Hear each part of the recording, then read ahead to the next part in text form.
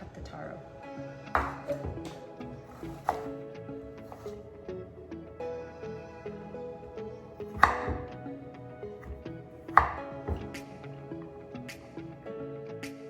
Put it in here, and we're going to steam it.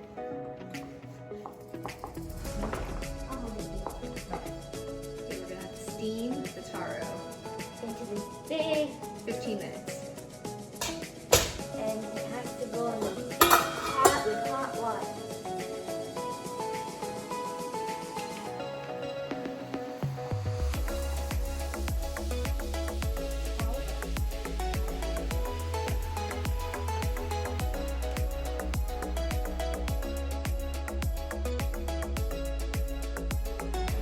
This is what the taro looks like after they've been steamed.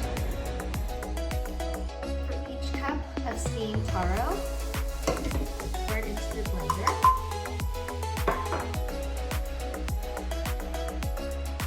One teaspoon of coconut milk.